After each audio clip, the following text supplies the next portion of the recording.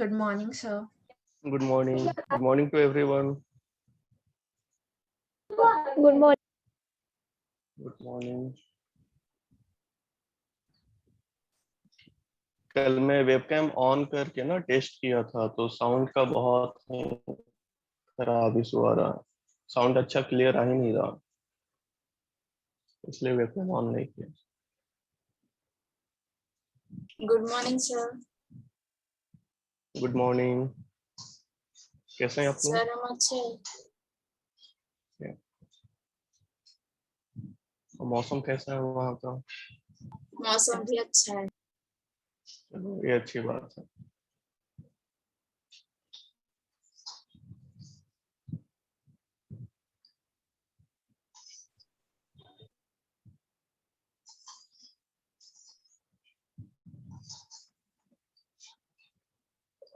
Question बनाए आप लोग जो मैं कल के क्लास में दिया था, 5 क्वेश्चन वेक्टर्स के ऊपर। हाँ सर। हाँ सर। तो क्रॉस प्रोडक्ट और डॉट प्रोडक्ट सभी को अच्छे से समझ में आ गया ना? हाँ, इसका आपको एप्लीकेशन मिलेगा फिजिक्स में। मैं कितना बार रिपीट भी कर चुका हूँ, इसका एप्लीकेशन मिलेगा तो आप इसको प्रैक्टिस करते रहना। ऐसा नहीं कि आज पढ़े और उसके बाद क्वेश्चन ही नहीं बना रहे। एटलीस्ट जो क्वेश्चन मैं दिया हूँ ना उसको देखते रहना सप्ताह में एक बार। अगर 4-5 सप्ताह ऐसे ही करके देखते रहोगे ना तो एकदम से याद हो जाएगा आपको। तो जो जो इम्पोर्टेंट टॉपिक है उसको कंटिन्यूअस आपको रीड करना है। तो स्टार्टिंग से जो भी मैं अभी तक आपको पढ़ाया हूँ उसका रिवीजन आपको करते रहना है। रिवीजन नहीं करेंगे तो फिर वो सब कॉन्सेप्ट भूल जाओगे आप सभी, और वो सब कॉन्सेप्ट भूलोगे तो फिजिक्स डिफिकल्ट होने लगेगा। Specially JEE students, NEET students के लिए तो चलो काम चल जाता है क्योंकि उनका जो फिजिक्स होता है वो रिलेटिवली आसान होता है जेई के स्टूडेंट वालों से।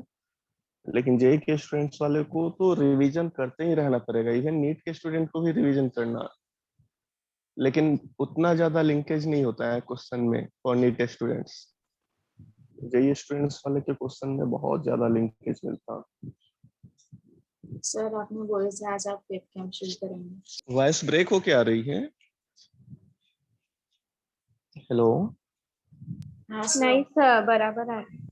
ओके, ठीक है।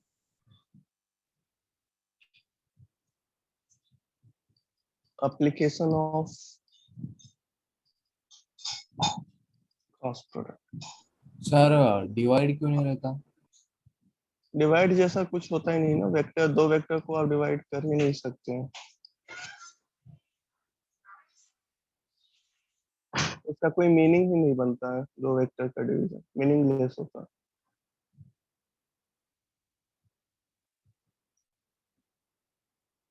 ओके।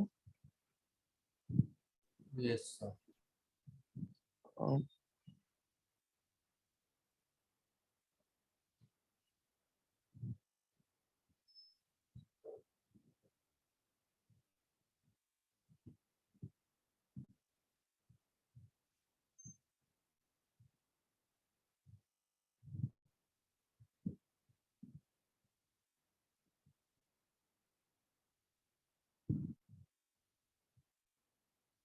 ठीक है, application of cross product. First application है to find area of a triangle.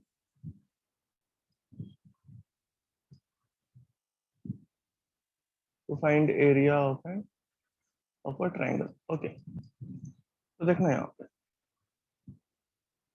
Vector A, vector B, A होगा vector C. This is vector सी।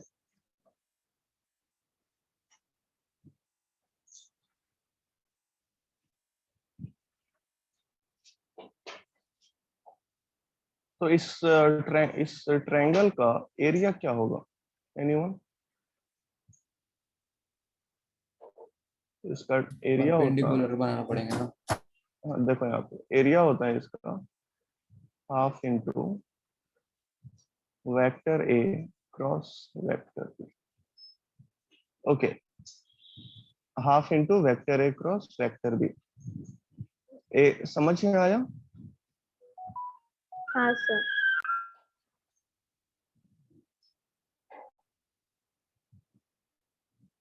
ठीक है, यहाँ पे वेक्टर ए और वेक्टर बी के बीच का एंगल सपोज करो थीटा है। यहाँ से आप जब परपेंडिकुलर ड्रॉ करोगे तो इसका वैल्यू क्या होगा? B sine theta, yes right? And B cos theta. हाँ, तो आपको एरिया क्या पता है? अगर आपके पास राइट एंगल ट्रायंगल होता कुछ इस तरीके से, half vector A into base into हाँ हाँ half sir. Into base into height बोल देते हो ना। यहाँ पे हाँ सर। इसका एरिया क्या होता? Half into base A. Into height, यही लिखते हैं आप, हाफ ए बी। हाँ सर। Half A B.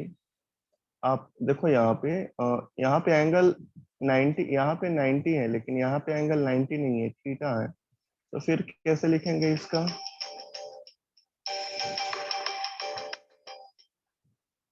इसका कैसे लिखेंगे? तो हाफ इंटू ए into B, right?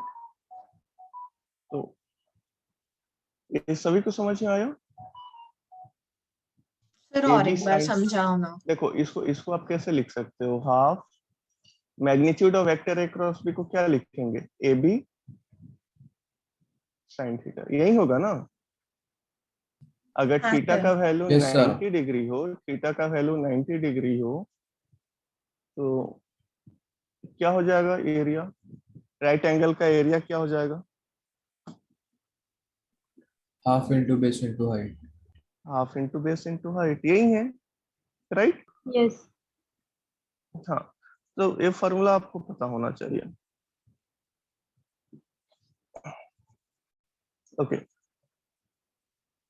Second one है, सर आपने तो वो वाले पार्ट का लिया ही नहीं ना, कौन सा पार्ट का? वो वेक्टर ए के बाद वाला। नहीं नहीं, देखो इसमें हाइट आपसे कह रहा है ना, triangle half into base into height होता है ना। हाँ, तो आप कौन सा वैल्यू लोगे हाइट का? बी लोगे या बी साइन थीटा लोगे? B sine theta. B sine theta. B sine theta लोगे, राइट? ये समझ में आया? सर फिर बेस बेस में में तो A plus B cos cos- theta आएगा ना। हाँ वही। हाँ, देखो ये पूरा पूरा को आप नहीं ले रहे हो ना, ये पूरे को नहीं ले रहे हो, केवल इस पोर्शन का ले रहे हो। ओके। देख रहे हो? तो बेस तो सही है, ए है, लेकिन हाइट क्या ले सर लेंगे बेस हम? को ए रहने दिए और सिर्फ हाइट को लिए ना। हाँ, अगर आप ये पूरे को लेते तो पूरा एक ट्रायंगल बन जाता है यहाँ से यहाँ तक, हाँ सर। ये राइट एंगल ट्रायंगल होता है। लेकिन आपको यहाँ तक नहीं जाना है ना, आपको यहीं तक आना है ना, यहीं तक रहना है ना, इसका फाइंड आउट करना है ना एरिया, राइट? तो बेस क्या हो जाएगा इसके लिए? ए। और हाइट क्या होगा? हाइट क्या होगा यहाँ पे? हाइट क्या होगा?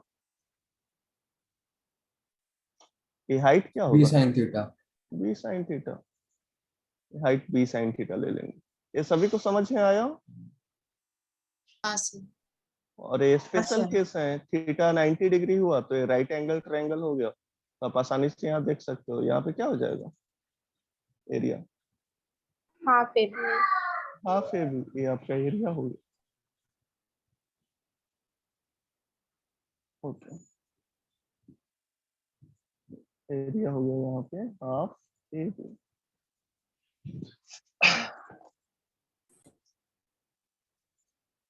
To find area of a parallelogram,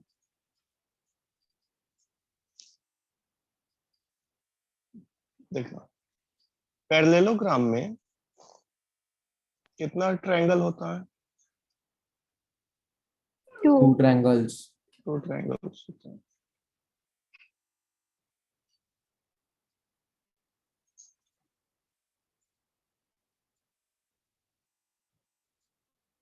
okay, ए हो गया और ए बी हो गया। सही, ये ए और ए बी, ये आपका हो गया रिजल्टेंट। एक मिनट,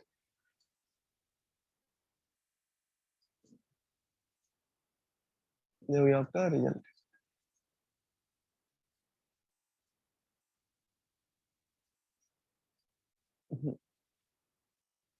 रिजल्टेंट वेक्टर, तो एक ये ट्रायंगल हो गया और एक ये वाला हो गया, टू ट्रायंगल हो गया ना। तो इसका एरिया क्या होगा बताना। इसका हो जाएगा, ये एंगल यहाँ थीटा है, हाँ, इसका हो जाएगा, ए बी साइन थीटा ही होगा सिर्फ। हाँ देखो हाफ ए क्रॉस बी एक ट्रायंगल के लिए और दूसरे ट्रायंगल के लिए भी सेम ही होगा, तो टोटल एरिया क्या होगा, A1 A2 में लिख देता हूँ, तो A1 प्लस A2 यही होगा। हाँ Yes. A1 का वैल्यू हाफ ए क्रॉस बी, A2 का भी सेम वैल्यू आएगा। हाँ, एक क्रॉस। हाँ तो सिंपली आप इसको क्या लिख दोगे, area is equal to A cross B लिख सकते हैं क्या, yes. Mod of A cross B लिख सकते हैं। ओके तो फिर direct A B sine theta आएगा ना। हाँ हाँ, अगर ए और बी और थीटा पता है तो निकाल देंगे ए बी साइन थीटा से, नहीं तो जो मैं आपको मेथड बताया था डिटरमिनेंट मेथड, उससे सॉल्व करेंगे। Okay sir.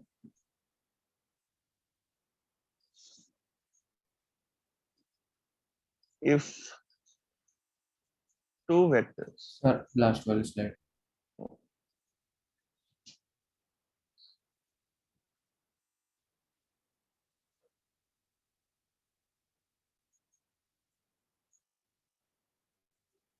हो गया, sir 1 minute.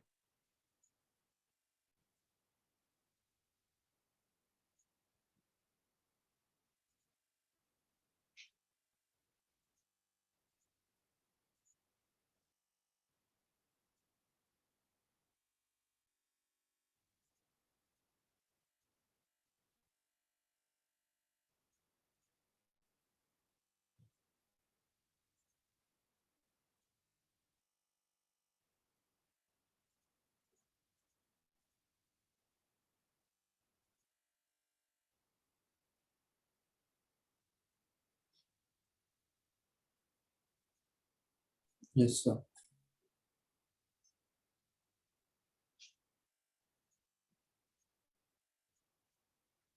Okay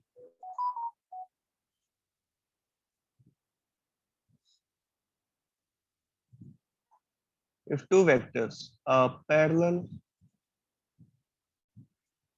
or anti-parallel,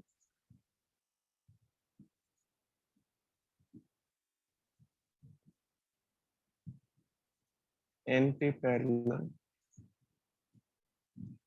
to each other, then what is their cross product, अगर पैरेलल है या एंटी पैरेलल है, थीटा का वैल्यू 0 है या 180 डिग्री है, पैरेलल है तो 0 डिग्री, हाँ और एंटी पैरेलल है तो 180 डिग्री। हाँ, तो इस केस में क्रॉस प्रोडक्ट क्या होगा, vector A cross vector B का मैग्नीट्यूड क्या होगा, 0। 0। 0, क्योंकि ए बी साइन थीटा होता है ना, तो साइन 0 0 होता है, साइन 180 भी 0 ही होता है, तो इसका मैग्नीट्यूड हो जाएगा 0। तो मैं आपको डिटरमिनेंट मेथड बताया था ना,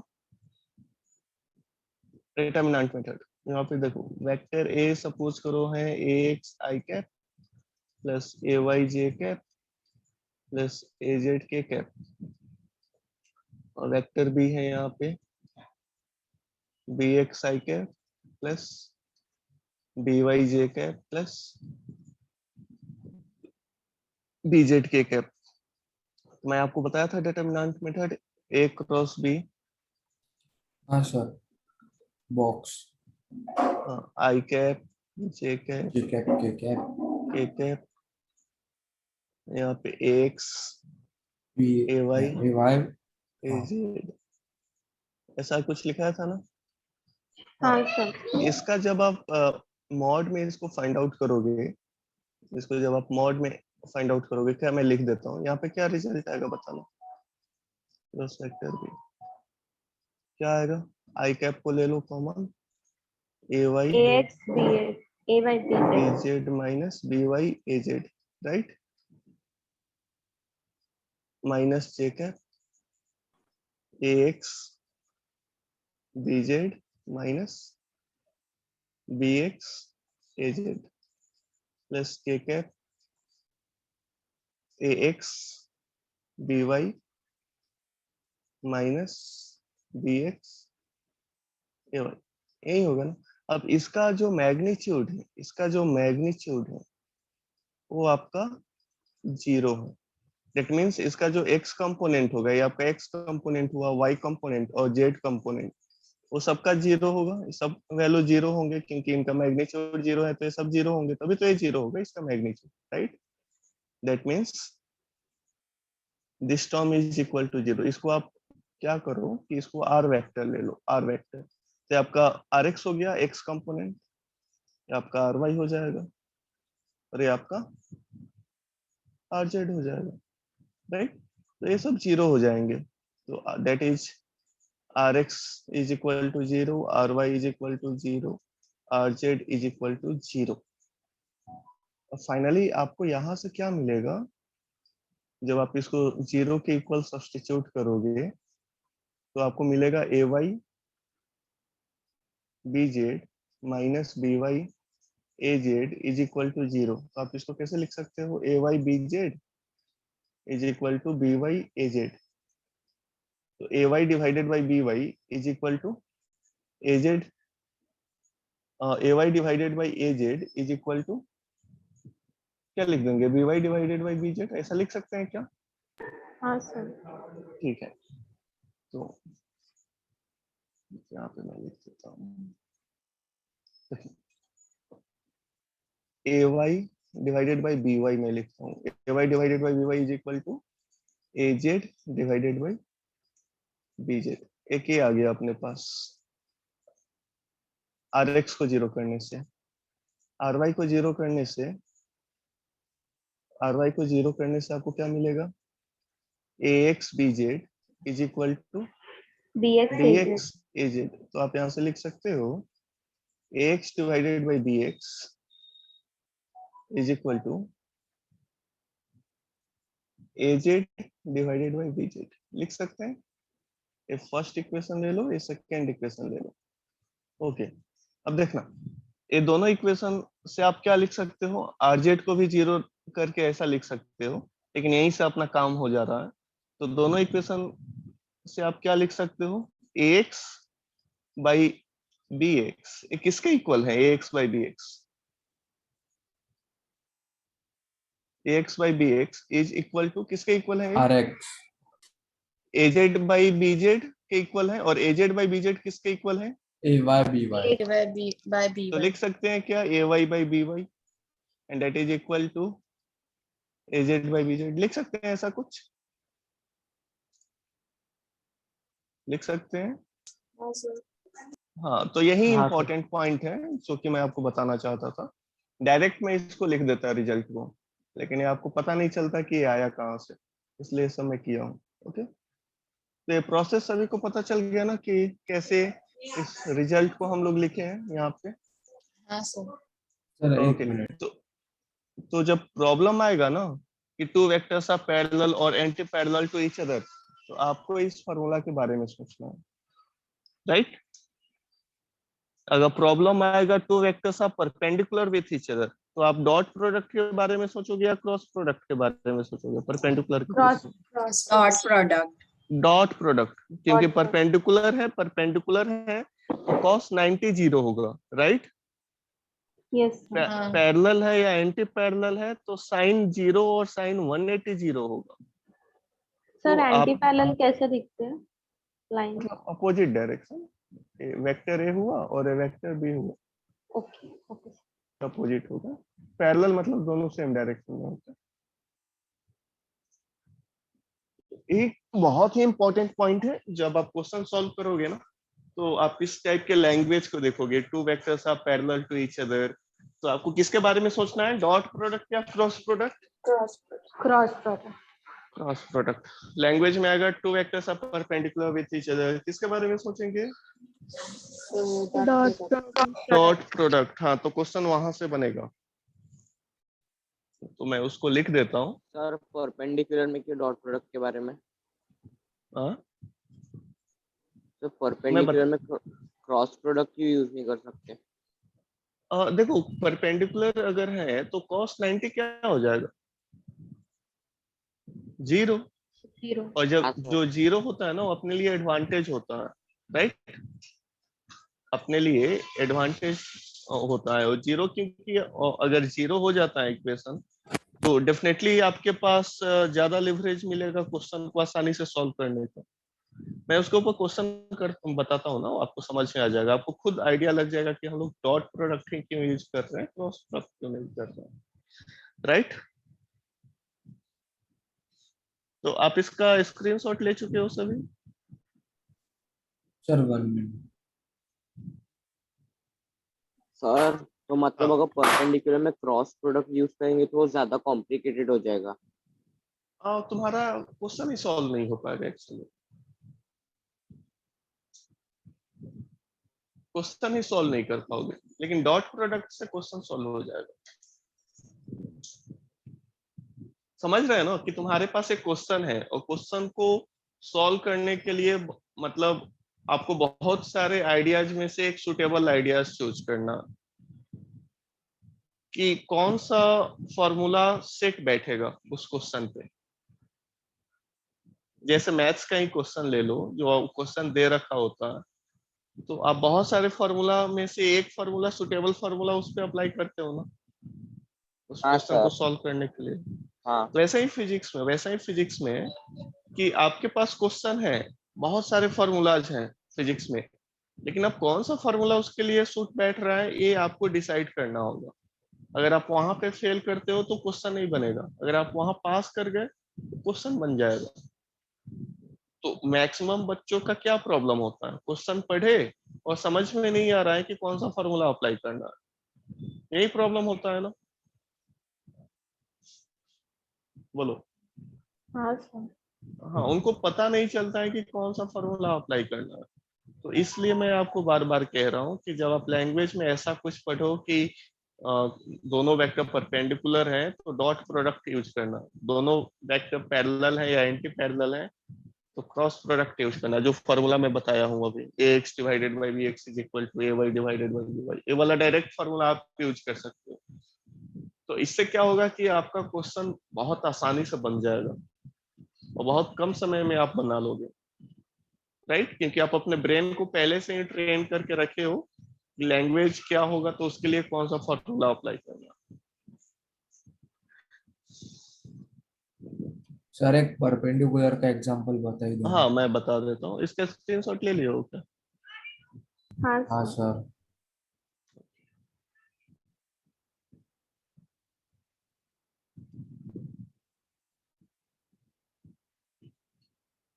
नोट में मैं उसको लिखा देता हूँ।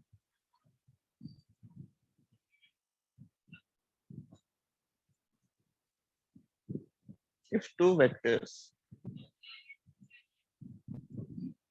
vector A and vector B, are perpendicular,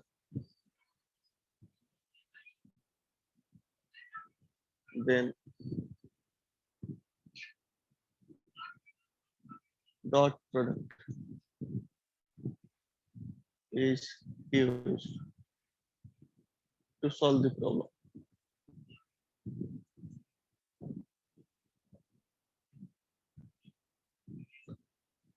तो अगर दो वेक्टर परपेंडिकुलर हैं तो इनका डॉट प्रोडक्ट क्या होगा? Vector A dot vector B क्या होगा? ए बी कॉस थीटा होता है ना, Cos और theta. थीटा का, हाँ, हाँ, here sir. Theta is equal to 90 here degree. Theta 90 degree. 90 degree. इनका AB. डॉट प्रोडक्ट हो जाएगा 0। तो 0. A B cos 90, A B cos 90 क्या होता है? 0 होता है। हाँ सर. ए बी कॉस 90 ये आपका 0 आ जाएगा, यानी इनका जो डॉट प्रोडक्ट होगा वो 0 के इक्वल होगा। सर हाँ, ए बी cos थीटा कैसे आएगा? Dot product vector A dot vector B, dot product में बताया हूँ ना। अच्छा, क्रॉस प्रोडक्ट में साइन थीटा रहता है ना सर? हाँ साइन थीटा होता है, वो मैग्नीट्यूड होता है। देखो डॉट प्रोडक्ट में केवल मैग्नीट्यूड होता है, उसमें डायरेक्शन नहीं होता। उसमें क्रॉस में डायरेक्शन क्रॉस होता प्रोडक्ट है. में दोनों होते हैं। कैप दोनों होते हैं, मैग्नीट्यूड भी होगा, डायरेक्शन भी होगा। तो Direction. मैग्नीट्यूड, हाँ मैग्नीट्यूड हो जाएगा ए बी साइन थीटा, और डायरेक्शन एन कैप होगा। तो N जो डायरेक्शन होता है उसके लिए मैं कॉन्सेप्ट बताया था ना कि कैसे डायरेक्शन को फाइंड आउट करेंगे उसके, हाँ सर, राइट हैंड रूल का क्लॉकवाइज यूज एंटी, करके। हाँ राइट। हाँ, तो यहाँ पे देखो, ये फर्स्ट पॉइंट हो गया। सेकेंड पॉइंट में if two vectors A and B are parallel or anti-parallel, parallel to each other, then cross product is used to solve the problem। और बेसिकली क्रॉस प्रोडक्ट अगर आप यूज करते हो तो finally आप कौन से रिजल्ट पे पहुंचोगे जो मैं आपको बताया हूँ। ax upon bx। Sin theta. हाँ, ax upon अच्छा, bx is equal to, AY upon BY is equal to AY upon BY is equal to AZ upon BZ। हाँ डायरेक्ट आप इस फॉर्मूला का यूज करना, क्वेश्चन आपका बन जाएगा, राइट। यहाँ तक सभी को समझ में आया। अगर आपको दो वेक्टर के बीच का एंगल फाइंड आउट करना हो तो आप कैसे डॉट प्रोडक्ट का यूज करते हो या क्रॉस प्रोडक्ट का? Dot product. डॉट प्रोडक्ट का। Angle between two vectors is obtained by dot product. ये सब कुछ पॉइंट है जो कि आपको ध्यान में रखना है। जैसे vector A dot vector B, A भी cos थीटा होता है, तो cos थीटा क्या हो जाएगा? What is cos theta? Then cos theta is equal to A dot B dot by AB। cos theta is equal to vector A dot vector B Vector B by divided AB। By A B, हो जाएगा cos theta. Okay, तो यहाँ से theta का value निकल के आ जाएगा। Sir third वाला एक बार समझाओ ना। ठीक है, मैं आप तीनों के ऊपर क्वेश्चन में करा देता हूँ। ओके सर हाँ अगर हम थीटा लिखेंगे सिर्फ तो cos इनवर्स हो जाएगा हाँ ना। हाँ, cos इनवर्स हो जाएगा, राइट। तो सर फिर वो cos इनवर्स को कैसे सॉल्व करना? जैसे आपका वैल्यू होगा cos inverse 1/2, cos inverse 1/2, cos theta का वैल्यू 1/2 आया तो थीटा का वैल्यू लिख देना cos इनवर्स 1/2। एग्जांपल से मैं आपको बता रहा हूँ। तो 1/2 किसका वैल्यू होता है cos का? 60। 60, तो cos 60 लिखेंगे क्या 1/2 की जगह, Yes, राइट। sir. तो हाँ cos सर। इनवर्स और cos वो कैंसल हो जाएगा और केवल आपको क्या मिलेगा 60 डिग्री। तो थीटा का वैल्यू क्या हो गया 60 डिग्री। ठीक है समझ में सर। आया? हाँ जैसे सर। tan थीटा का वैल्यू 1 आया तो थीटा का वैल्यू क्या हो गया 45 डिग्री। 45 डिग्री। tan थीटा का वैल्यू 1 है तो थीटा की जगह क्या रखोगे कि 1 आ जाएगा 45 डिग्री का। हाँ, वैसे ही cos थीटा का वैल्यू 1/2 है तो थीटा की जगह क्या रखोगे कि cos थीटा का वैल्यू 1/2 है 60 डिग्री, 60 राइट। हाँ 60 डिग्री। हाँ, तो आप इसको इनवर्स से भी कर सकते हो या डायरेक्टली ऐसे भी कर सकते हो, जो मेथड आपको आसान लगे।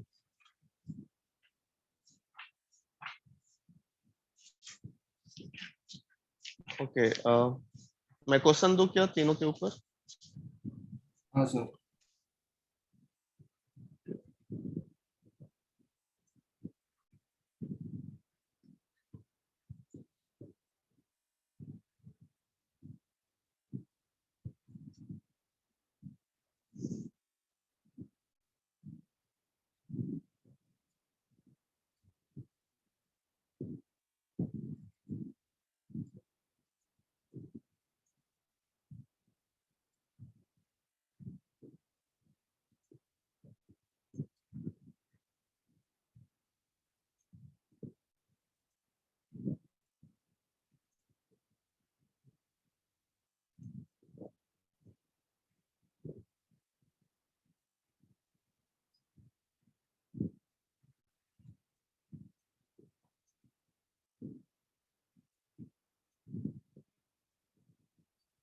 ओके, आप इसको सॉल्व करो, 5 मिनट का टाइम है आपके पास।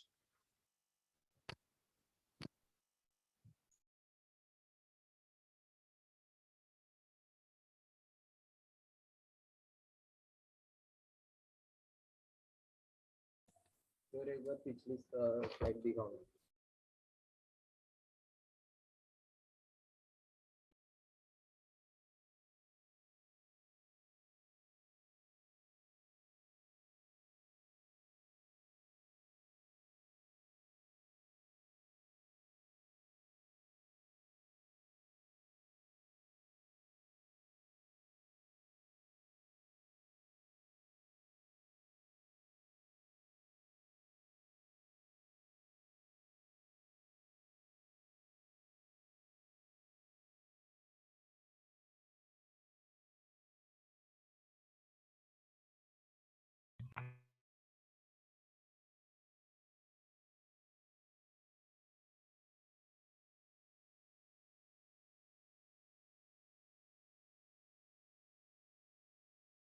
हो गया सर। हो गया सर।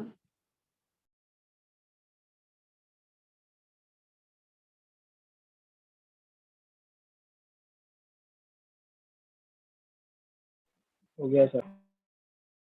ओके, क्या आंसर आया? 1/2। 1/2। हाँ सर, 1/2। 1/2। ओके, अब क्रॉस Yes, प्रोडक्ट 1/2। अप्लाई करके करना, तो देखो तो आ रहा है क्या?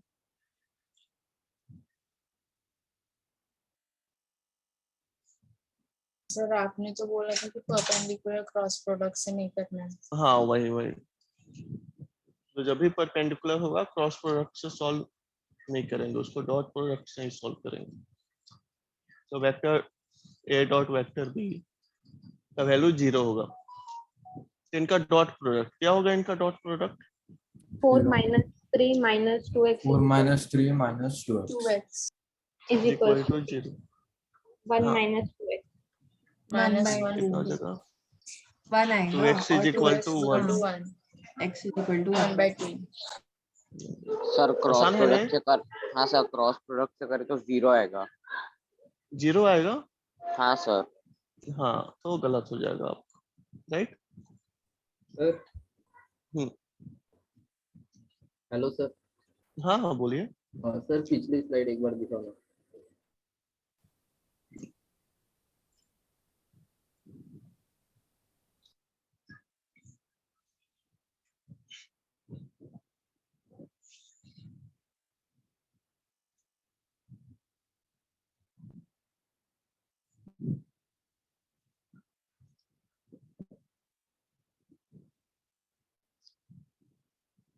Done sir.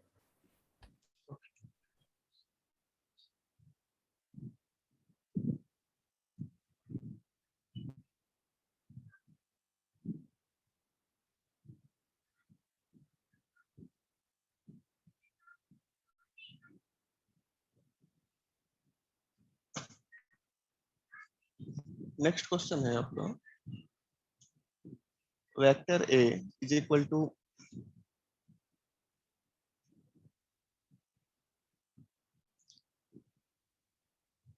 2i cap plus 4j cap plus x k char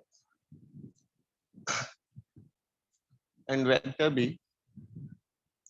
is equal to 4i cap plus 8j cap plus 2k char.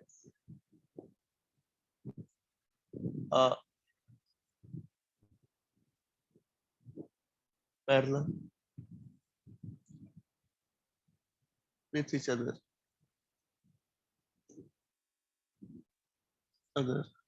find x value।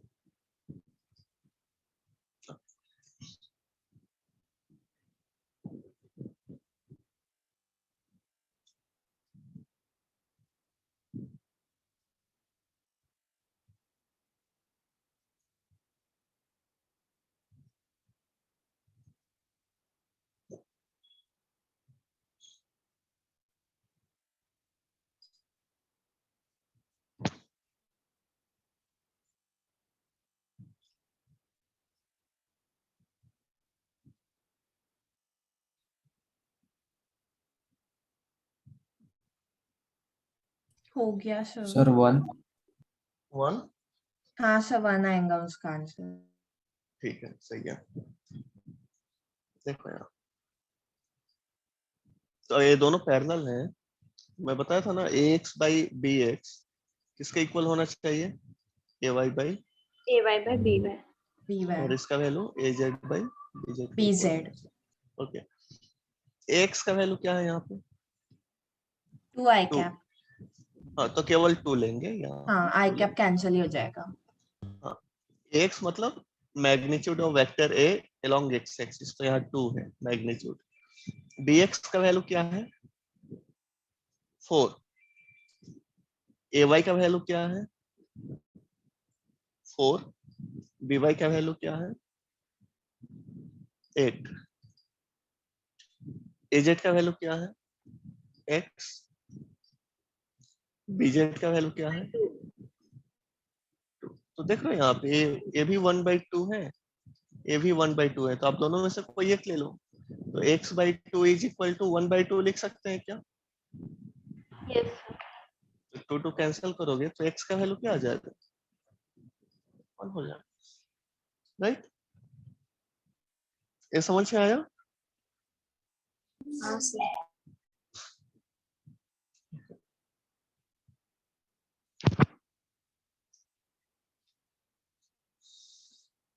आप सर स्क्रीनशॉट ले इक्वेट लो करके इसको, कर सकते हैं ना? इक्वेट करके। हाँ। हाँ, इक्वेट ही किया गया है ना। नहीं सर, जैसे 4/8 इज इक्वल टू x/2 लेके 4 2 आर 8 8/8 1 ऐसे कर सकते हैं। 4 क्या बोले हैं, 4/, 4/8 इज इक्वल टू x/2। क्या? 4/8 is equal to x/2 means आप कह रहे हो ये सेम ही 4 तो आ रहा। डिवाइडेड बाई 8 2 को उधर ट्रांसफर करके। आपको ये फॉर्मूला आप अप्लाई किए क्या, हाँ सर, वो फॉर्मूला इक्वेट मतलब इक्वेशन में आते ना तीनों। हाँ सेम ही होगा ना सर। सेम ही आएगा, सेम ही आएगा, कैलकुलेशन में आप केवल चेंज कर रहे हो, ऐसा तो सेम हाँ ही हाँ। आने वाला सर ओके है ना, ठीक है है। ना? हाँ हाँ, वो ठीक है, वो भी ठीक हो गया ये।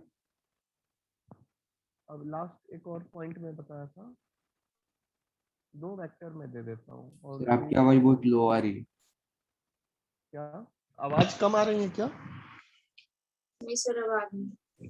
अभी आ रही है, ठीक है। एक और मैं क्वेश्चन देता हूँ, इसको करो। मैं 2 वेक्टर देता हूँ, इनके बीच का आपको एंगल निकालना है। Vector A is equal to 2i cap plus 3j cap. Sir फिर कम हो गई। कम हो गई क्या आवाज फिर से, हाँ सर। सब बीच में कम हो रही। ओके वो नेटवर्क इशू है थोड़ा सा। सर 1 मिनट लास्ट स्लाइड दिखाओ ना। हाँ ठीक है, मैं दिखा रहा हूँ। हाँ,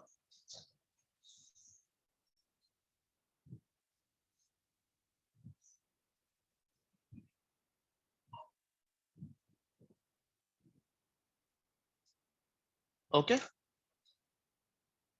हाँ सर। और वेक्टर बी ले लो,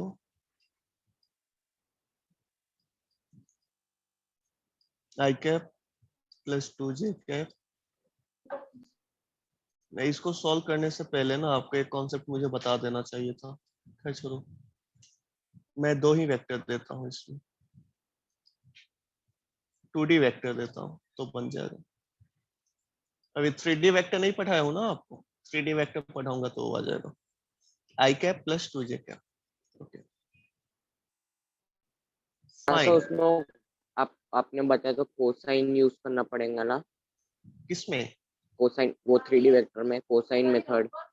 हाँ कोसाइन मेथड यूज करना होगा, मैं बताया था स्टार्टिंग में, वो शायद ब्रिज कोर्स में मैं बताया होगा ना आपको।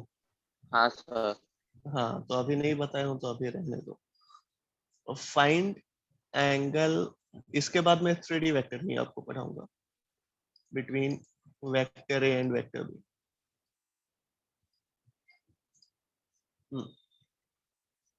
इनके बीच का एंगल आपको निकालना है, क्या हो जाएगा एंगल, एनीवन,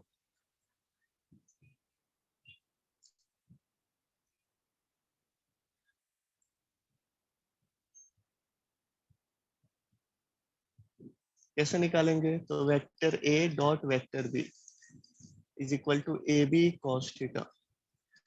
तो कॉस थीटा क्या हो जाएगा? Vector A dot Vector B by AB. A B. Okay, तो इनका डॉट प्रोडक्ट क्या होगा? यहाँ पे 1 है तो 2 इंटू 1 2 हो गया। 8 होगा। 8. हाँ प्लस इसका मैग्नीट्यूड क्या होगा? वेक्टर ए का मैग्नीट्यूड क्या होगा? तो रूट 4 प्लस 9, राइट? हाँ, और वेक्टर बी का क्या मैग्नीट्यूड होगा? 1 + 1 4। प्लस। तो ये मैग्नीट्यूड कैसे है बताओ। देखो ना यहाँ पे वेक्टर ए है 2i cap plus 3j cap, A ये square 2 plus हो B गया square। एक्स एक्सिस पे और वाई एक्सिस पे 3 हो गया। तो इसका मैग्नीट्यूड क्या होगा? इस वेक्टर ए का मैग्नीट्यूड क्या होगा? तो ये आपका रिजल्टेंट वेक्टर हुआ वेक्टर ए, इसका एक्स कंपोनेंट और वाई कंपोनेंट, तो राइट एंगल ट्रायंगल बन गया ना यहाँ पे। तो राइट एंगल ट्रायंगल में आपको पता है हाइपोटेनियस स्क्वायर क्या होता है? हाइपोटेनियस स्क्वायर, हाँ हाँ, तो हाइपोटेनियस का वैल्यू क्या आ जाएगा? √3² + 2²। हाँ, तो यहीं से आ गया। तो A square is equal to 2a square plus 3a square, that is 4 + 9 13। तो ए का वैल्यू क्या आएगा? √13।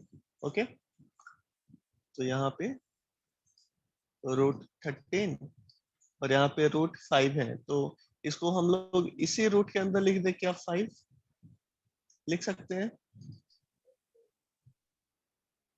लिख सकते हैं क्या? Yes sir. हाँ सर। ये कितना आएगा? √45। √65। तो 8 पॉइंट समथिंग वैल्यू आएगा, 8.001 कुछ ऐसा आ जाएगा, राइट? बोलना, ऐसा ही कुछ आएगा ना? हाँ सर 8.01 आएगा। हाँ, तो 8.01 हो अप्रोक्स, गया। हाँ 8 पॉइंट। तो आप ऊपर नीचे कैंसिल कर सकते हो ना, तो रफली कितना वैल्यू आएगा इसका? रफली कितना वैल्यू आएगा? 1 पॉइंट। 1 पॉइंट वन ही समथिंग, तो आएगा। 1 ही ले ले। हाँ, हाँ हाँ, सर। तो थीटा का वैल्यू क्या हो जाएगा? 90। नहीं नहीं, cos 9। 0 1 होता है, हाँ, cos 0 1 होता है, राइट? तो ये सभी को समझ में आया कैसे सॉल्व करेंगे प्रॉब्लम को? बोलना, हाँ सर। समझ में आया? ओके, तो आप इसका स्क्रीनशॉट ले लो। अब मैं 3D वेक्टर आपको पढ़ाने जा रहा हूँ। Sir sir 1 minute. थीटा का वैल्यू 0 पॉइंट कुछ तो भी आएगा, तो अप्रोक्स में 0 ही लिए ना हमने। हाँ, अप्रॉक्स में 0 लिया।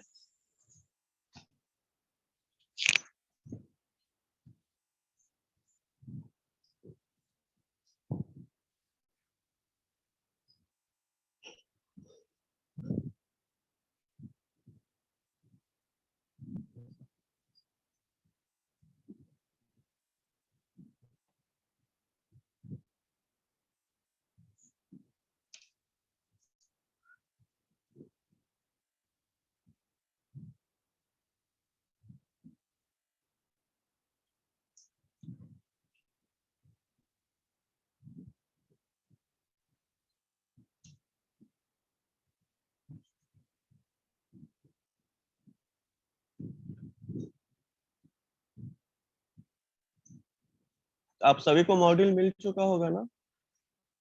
हाँ सर. हाँ सर। तो आप सभी को डिफरेंस पता चल ही गया होगा 10th और 11th में कितना ज्यादा डिफरेंस है। हाँ सर. ज्यादा डिफरेंस है या कम डिफरेंस है सब्जेक्ट में? ज्यादा, बहुत ही ज्यादा डिफरेंस है सर. बहुत ज्यादा डिफरेंस है। जमीन आसमान का फर्क। वही 10th क्लास तक तो ऐसा पढ़ाया जाता है कि कुछ है ही नहीं ना। हाँ अभी ऐसा लग रहा है कि हाँ 10th कितना सर. इजी था।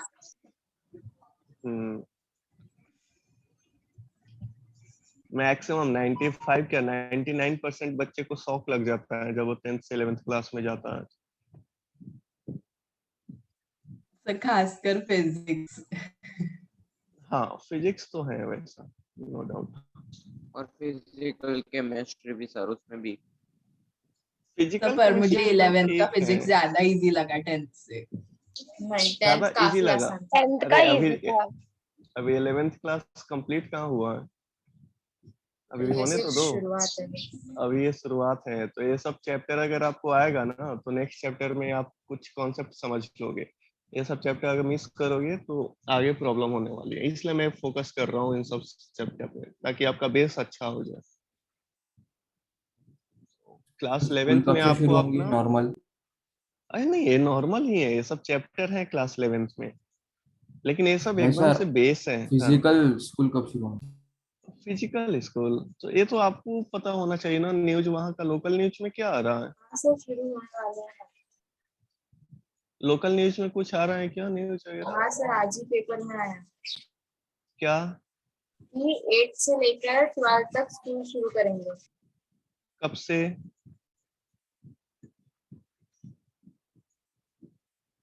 डेट भी बताए हैं क्या? हाँ, 15 से। मतलब उन्होंने मान्यता दे दी, अब स्कूल की तरफ से है कि कब उनको शुरू करना है। ओके, अगस्त से? नहीं, परमिशन मिल गई अब स्कूल शुरू करने की, बट अब ओके, स्कूल पर है कि स्कूल कब शुरू करेगी। परमिशन मिल चुकी है। हाँ। चलो ठीक है तो।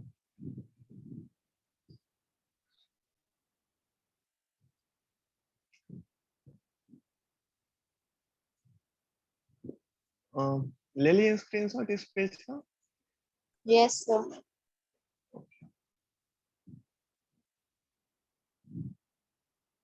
देखो 3D वेक्टर, 1D वेक्टर तो सबसे आसान है। 2D वेक्टर अभी हम लोग डिस्कस कर ही रहे थे, अब 3D vector.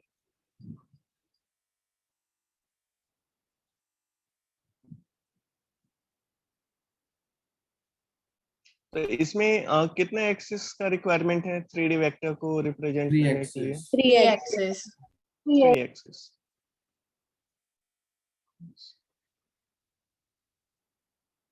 X, Y and Z axis. तो हाँ,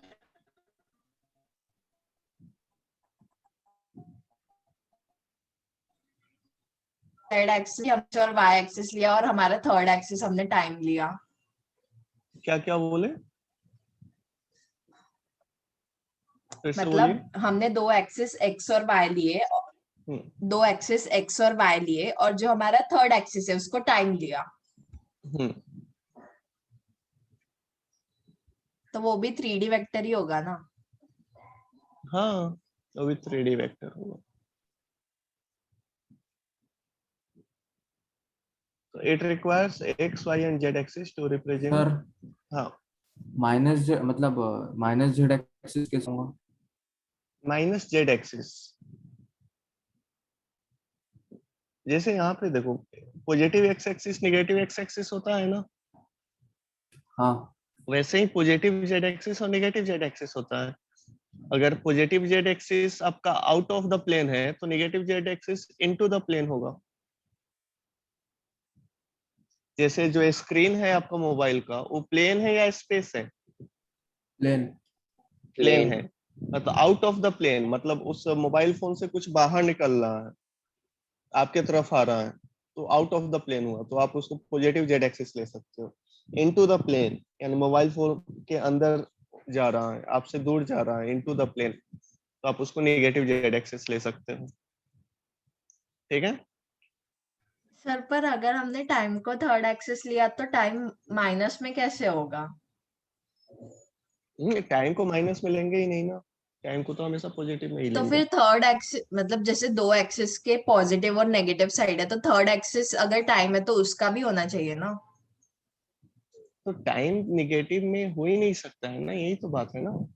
हाँ, और मतलब निगेटिव में नहीं फिर हो सकता है तो उसका एक ही एक्सिस साइड नहीं। रहेगा ना उसको। हाँ, वो एक ही साइड रहेगा। हाँ। ओके, हाँ सर। देखना, it requires X, Y and Z axis to represent 3D vector. तो 3D वेक्टर आपका दिखता कैसा है? तो देखो, ये वेक्टर ए हुआ, अब मैं कह रहा हूँ ये 3D वेक्टर है, तो 3D वेक्टर है तो इसके पास x कंपोनेंट भी होगा, y कंपोनेंट भी होगा एंड z कंपोनेंट भी होगा। ये तीनों कंपोनेंट होंगे वेक्टर ए के पास। सही है गलत? सही है। सही है। सही है। सर हाँ। ऐसा थोड़ी देर पहले भी तो देखा था, क्या? वेक्टर है क्रॉस वेक्टर बी में जेड एक्सिस वाला भी देखे थे ना। हाँ वो भी 3D वेक्टर है, वो भी 3D वेक्टर है। तो 3D वेक्टर में तीनों कंपोनेंट होते हैं, x component, y component and z component. समझ में आया? तो यहाँ पे इस वेक्टर ए का मैग्नीट्यूड भी होगा और डायरेक्शन भी होगा। बोलना। यस। मैं यहाँ पे दिखाता हूँ x एक्सिस,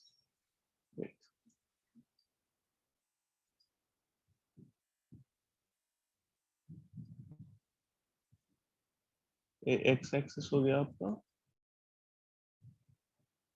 y एक्सिस, और इसके परपेंडिकुलर z एक्सिस। लेकिन हवा में तो लाइन हम लोग ड्रॉ नहीं कर सकते, इसलिए प्लेन में ही कर रहे हैं उसको।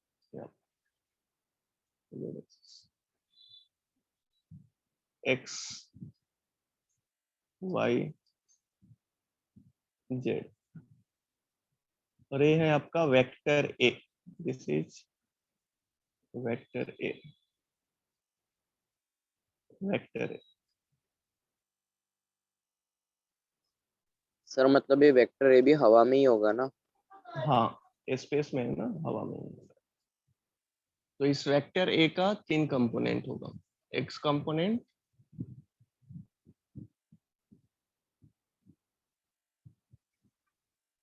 ये आपका वेक्टर ए हुआ, तो ये आपका x कंपोनेंट होगा इधर। देखो this is x component, this one is vector A का y कंपोनेंट, y एक्सिस के लॉन्ग, और z एक्सिस के लॉन्ग को क्या बोलेंगे, कौन सा कंपोनेंट?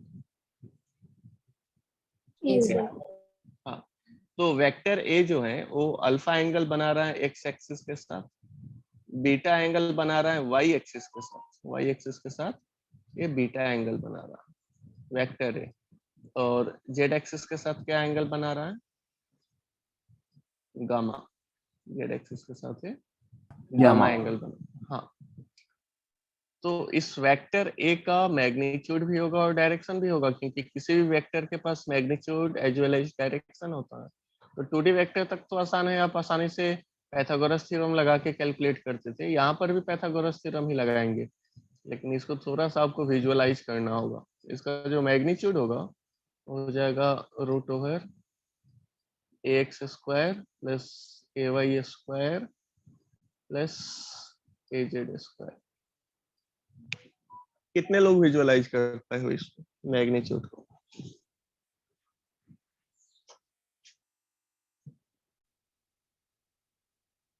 ओके, इसको बताना है कैसे इसको लिख दिया गया। हाँ सर। देखो अगर आपके पास 2D वेक्टर होता तो उसका रिजल्टेंट क्या होता, जैसे x एक्सिस के अलोंग ax, y एक्सिस के अलोंग ay, तो इसका रिजल्टेंट क्या होता? Vector A. वेक्टर ए क्या होता? दिस वन, और रूट ओवर क्या होता है? ए स्क्वायर तो ax ax square square plus plus ay ay plus A Y square. हाँ तो ये प्लेन में ही है ना, x और y, ये xy प्लेन है ना, xy प्लेन है। तो जो वेक्टर a है वो भी तो प्लेन में ही है, राइट? जो वेक्टर a है ये भी तो xy प्लेन में ही है ना, बोलना। वेक्टर a, हाँ सर। तो वेक्टर a xy प्लेन में है, लेकिन जो z एक्सिस होगा वो प्लेन के परपेंडिकुलर होगा या पैरेलल होगा? z एक्सिस जो इस पेज से प्लेन से बाहर निकलना, परपेंडिकुलर होगा, राइट? तो अगर आप वहां पर भी पाइथागोरस थ्योरम लगा लो, अब दो वेक्टर एज्यूम करो, एक az जो कि परपेंडिकुलर है और एक a, तो वहां पर भी पाइथागोरस थ्योरम लगाओगे तो वहां से आप क्या लिख दोगे? इसका स्क्वायर करोगे तो इसका स्क्वायर क्या हो जाएगा? ax square plus ay square plus az square root के अंदर, यही आएगा ना? हाँ सर। जैसे देखो एक थर्ड कंपोनेंट आपका एजेड होगा, यहाँ पे मैं शो कर रहा हूँ लेकिन एक्चुअली में परपेंडिकुलर है, आपको ये नहीं लगना चाहिए कि ये परपेंडिकुलर नहीं, ये परपेंडिकुलर है ऐसा एजेड। तो फिर इसका रिजल्टेंट ए डैश क्या हो जाएगा, रूट ओवर ए स्क्वायर प्लस एजेड स्क्वायर, लिख सकते हैं क्या पाइथागोरस थ्योरम से ही बोलना, इसके परपेंडिकुलर है एक्चुअली हाँ में सर ये लिख लाइन, सकते हैं। लिख सकते हैं। तो यहाँ से आप इसको जब सिंप्लीफाई करोगे तो ए डैश का वैल्यू क्या हो जाएगा, रूट ए स्क्वायर की जगह क्या लिख देंगे, X square plus A A Y Y square square plus A plus Z. A square, ऐसा कुछ। तो मैग्नीट्यूड आ गया, यहाँ पे पाइथागोरस थ्योरम लगाया, पहले एक्स वाई प्लेन के लिए लगा दिए हैं, उसके बाद एक्स वाई प्लेन, और उसके बाद आप जेड एक्सिस लगाकर और रिजल्टेंट फाइंड आउट कर लिए, राइट। सर ए की वैल्यू यहाँ पे root A square A x square plus A Y square है ना, हाँ तो उसको पुट किए तो रूट और स्क्वायर कैंसिल हो जाएंगे ना। हाँ, ए स्क्वायर ए रूट कैंसिल हो जाएगा ना, इसका स्क्वायर करेंगे हाँ तो ए रूट हाँ हट समझ जाएगा। गए सर। मैग्नीट्यूड हो गया आपका। डायरेक्शन कैसे फाइंड आउट करेंगे, ये मैग्नीट्यूड हुआ। डायरेक्शन कैसे फाइंड आउट करेंगे, तो देखना डायरेक्शन के लिए मैं आपको क्या बताया था, यहाँ पे जो एक्स है, जो एक्स है वो वेक्टर है, कितना एंगल बना रहा है एक्स एक्सिस के साथ, अल्फा। अल्फा। तो जिसके साथ वेक्टर एंगल बनाता है वो कॉस होता है या साइन होता है, cos कॉस। कॉस होता है। तो एक्स को आप क्या लिख सकते हो, can we write X is equal to A cos alpha, बोलना सर लिख बट सकते हैं क्या? एंगल वेक्टर है, एंगल तो ए वाई के साथ भी तो बना रहा है। हाँ ए वाई के साथ बना रहा है, तो ए वाई के लिए हम लोग क्या लिखेंगे, ए कॉस बीटा, क्योंकि कितना एंगल बना रहा है वाई एक्सिस के साथ, वेक्टर है बीटा। Beta angle. बीटा, तो वेक्टर ए का जो वाई कंपोनेंट होगा वो ए कॉस बीटा होगा। और जेड एक्सिस के साथ क्या एंगल बना रहा है, वेक्टर है, ए cos गामा। ए कॉस गैमा। हाँ तो ए कॉस गामा, राइट।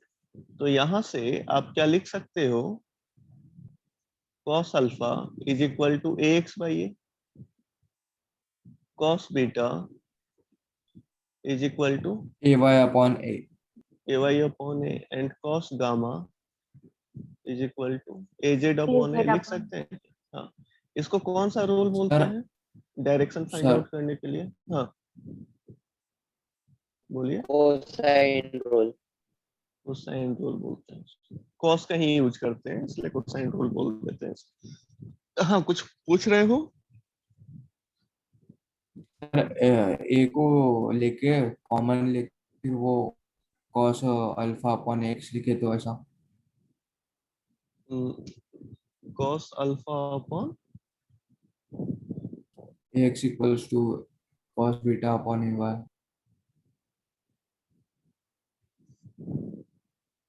फिर से रिपीट कीजिए क्या पूछना चाह रहे हैं।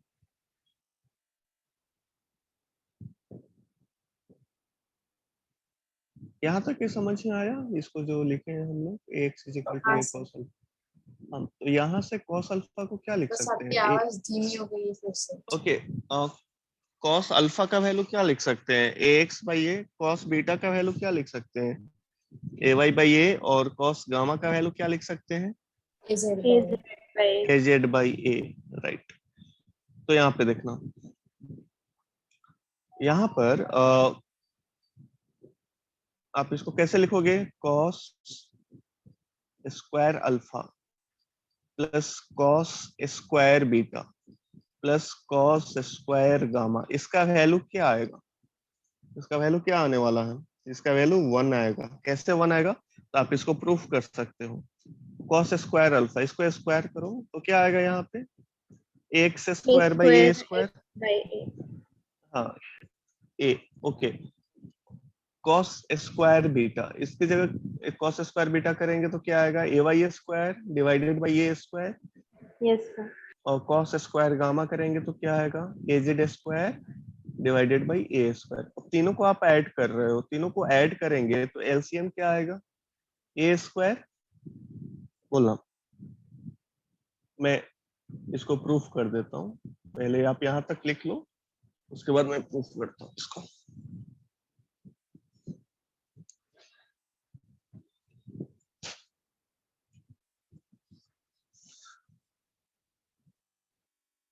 ये मैग्नीट्यूड है, दिस इज मैग्नीट्यूड।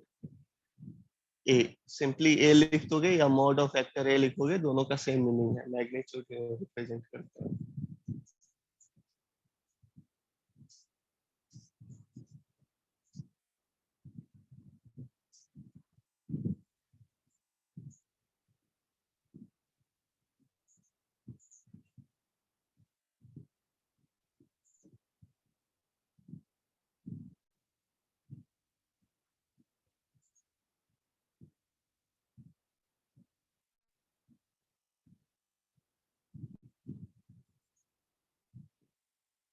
ओके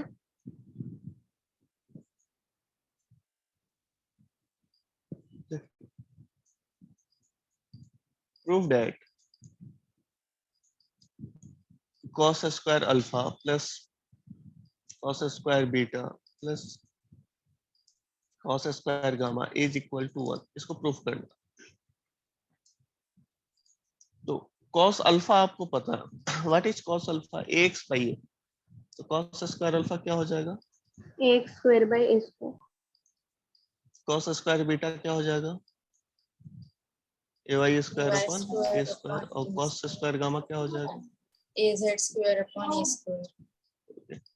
इसको आप यहाँ पे एलसीएम ले लिए, क्या ए स्क्वायर आ गया, x square plus A Y square plus A Z square. तो देखना यहाँ पे ए x square plus A Y square plus A Z square है क्या? तो ए का स्क्वायर है ना, इसका अगर स्क्वायर लगोगे तो रूट हट जाएगा और आपको क्या मिलेगा? X square plus A Y A square square plus A square. हाँ, तो ये ए स्क्वायर ही मिलेगा। तो A square divided by A square cancel करेंगे तो 1 आ जाएगा, राइट। तो आप यहाँ से क्या बोल सकते हो? Hence cos square alpha plus cos square beta plus cos square gamma is equal to 1। Hence proof. Okay, अब बताना यहाँ एक और है, proof that sine square, sine के टर्म में अगर आप लिखते हो तो sine square alpha plus sine square beta plus sine square gamma is equal to 2। इसको प्रूफ करना। तो कैसे प्रूफ करेंगे? तो देखना cos square alpha we know, what we know? cos 1 square minus alpha. sin square alpha। हाँ, तो cos square alpha plus cos square beta plus cos square gamma is equal to 1, we know it. तो cos square अल्फा के जगह हम लोग क्या लिख सकते हैं? 1 minus sine square alpha. Alpha. cos square beta के जगह क्या लिख सकते हैं? 1 माइनस साइन स्क्वायर बीटा। और cos स्क्वायर गामा के जगह क्या लिख सकते हैं? 1 1 minus sine minus square. Sine square gamma is equal to 1। तो क्या हो जाएगा? 3 minus sine square alpha plus sine square beta plus sine square gamma is equal to 1। तो यहाँ से आप लिख देना sine square alpha plus sine square beta plus sine square gamma is equal to A plus में चला जाएगा, right side में जाएगा, और ए 1 लेफ्ट साइड में आएगा तो माइनस में होगा। तो 3 माइनस 1 दैट इज 2। ये सभी को समझ में आया यहाँ तक? हाँ सर। ओके, तो आप इसका स्क्रीनशॉट ले लो, मैं क्वेश्चन दे देता हूँ, उसको बना लो।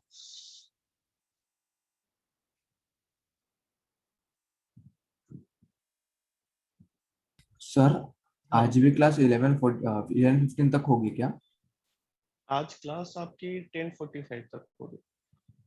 Okay sir. 9:30 से था ना क्लास आपका? हाँ हाँ। सर 9:30 से। डाउट क्लास आप क्यों नहीं ले रहे? वो नए वाले सर आए हैं ना, सर आपका समझता। सर आप ही लो। देखो मैं तो अवेलेबल हूँ ना अभी के टाइम में, जो भी आपका डाउट है ना वो पूछ लो मेरे से, राइट। आपका कोई भी डाउट ऐसा नहीं है कि वो क्लियर नहीं होगा। जो भी आपका डाउट है आप मुझे कभी भी मैसेज करोगे, डाउट मैं बता दूंगा उसको। लेकिन अगर आप सवाल मैसेज करोगे तो फिर उसका आंसर मेरे पास नहीं हो सकता है ना। तो आप लोग मैसेज करना है तो डाउट से सब मैसेज करो। क्या फर्क पड़ता है कि कौन डाउट आपको बता रहा है, मैं बता रहा हूँ या कोई और सर बता रहा है। इम्पोर्टेंट क्या है आपके लिए कि आपका डाउट क्लियर होना चाहिए। सर हाँ बोलिए। सर वो ऊपर ए स्क्वायर कैसे है एक बार बता। यहाँ पे देखो ना, ए का वैल्यू क्या है अपने पास। ए का वैल्यू क्या है, मैग्नीट्यूड यही है ना, रूट वेक्टर ए का स्क्वायर वैल्यू। प्लस, हाँ हाँ तो अगर इसका स्क्वायर आप करोगे तो ये रूट हट जाएगा ना, ए रूट हट जाएगा तो क्या आएगा, ए एक्स स्क्वायर ठीक है प्लस ए सर, हाँ, वाई समझ। स्क्वायर प्लस ए जेड स्क्वायर। तो वहां पे यही लिख दिए हैं, एक्स हाँ sir. Square plus A Y square plus A Z square की जगह आप ए स्क्वायर लिख सकते हैं, राइट। ओके, एक क्वेश्चन इसके ऊपर कर लो, हो जाएगा आपका 3D vector complete.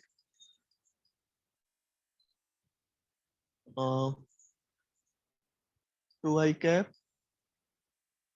Plus J cap plus 2k cap, ये वेक्टर ए है जो कि 3D वेक्टर है। Find its magnitude and direction and. Sir 3D vector में एक ही वेक्टर दिया रहेगा ना, दो वेक्टर नहीं आएंगे ना। नहीं नहीं, देने को दो वेक्टर भी दे सकता है। सपोज को दो वेक्टर कह रहा है, two vectors are perpendicular to each other, तो जो दो वेक्टर है ना वो 1D भी हो सकता है, 2D भी हो सकता है, 3D भी हो सकता है, राइट। यहाँ पे केवल मैं सिंगल वेक्टर दिया हूँ 3D वेक्टर, और इसका मैं आपसे मैग्नीट्यूड एंड डायरेक्शन पूछ रहा हूँ, बस यही सवाल है आपका। क्वेश्चन में 1D वेक्टर भी पूछ सकता है, 2D वेक्टर भी पूछ सकता है, 3D वेक्टर भी पूछ सकता है। तो यहाँ पे जो मैं आपको क्वेश्चन कराया हूँ ना, यहाँ पे ये देखो, ये 3D वेक्टर का क्वेश्चन है ना। 3D vector, vector A vector B, ये दोनों 3D वेक्टर है। ये भी कैसा है, वेक्टर ए वेक्टर बी, ये 3D है। क्वेश्चन आपसे 2D वेक्टर पे भी पूछा जा सकता है, सेम क्वेश्चन। ओके,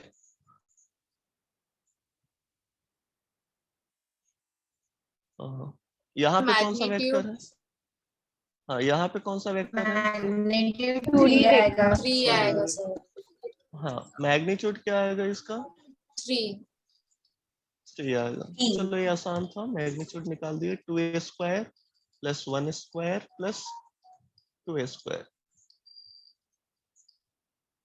सर √5 है। नहीं नहीं नहीं नहीं, देखो ना यहाँ पे 2a square 4, 1 square 1, 5 plus 2a square. Yes yes. तो अब डायरेक्शन कैसे निकालेंगे, कौन सा मेथड यूज करेंगे डायरेक्शन निकालने के लिए, कोसाइन रूल। Cosine rule. तो यहाँ पे मैं लिख देता हूँ, cosine rule is used to find direction.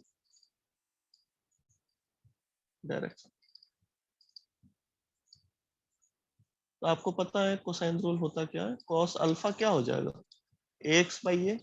What is ax, ax का वैल्यू क्या है यहाँ पे 2 2, by और a 3 का वैल्यू क्या है, a का वैल्यू 3। 3। हाँ तो cos अल्फा हो गया तो अल्फा निकाल सकते हैं, cos बीटा, cos बीटा क्या हो जाएगा ay बाई ए, ay का वैल्यू क्या है 1 1 by 3 1/3, और cos गामा, cos गामा का वैल्यू क्या होगा 2/3। हाँ 2/3। तो ये डायरेक्शन हो गया। अल्फा का वैल्यू आप लिख सकते हो cos इनवर्स, इनवर्स में करके लिख सकते हो cos इनवर्स 2/3। बीटा का वैल्यू हो गया cos इनवर्स 1/3। गामा का वैल्यू हो गया cos इनवर्स 2/3। ये आपका आंसर हो जाएगा। आप इसका स्क्रीनशॉट ले लो। अब मेरा नेक्स्ट क्लास है 12th में, तो 2 मिनट में वहां मेरा क्लास स्टार्ट होगा, तो आज का क्लास मैं यहीं पे समाप्त सर तो करूंगा। इसमें हम लोग को कॉस इनवर्स नहीं फाइंड आउट मतलब करना नहीं है ना? नहीं करना, ऐसे ही डायरेक्ट आपका आंसर आ जाएगा। कॉस अल्फा बीटा और गामा यही है ना डायरेक्शन? हाँ यही है, alpha beta gamma. Cos alpha sir नहीं, ये अल्फा बीटा गामा ए अल्फा डायरेक्शन। बीटा गामा है क्या? हाँ हाँ। Okay sir. अल्फा किसके साथ एंगल है? एक्स एक्सिस के साथ, वेक्टर ए का। बीटा किसके साथ एंगल है? y axis, वाई एक्सिस के साथ। और gamma z axis. Z axis के साथ, जेड डायरेक्शन। ठीक है, आप स्क्रीनशॉट ले लिए हो क्या इसका? Sir 1 minute.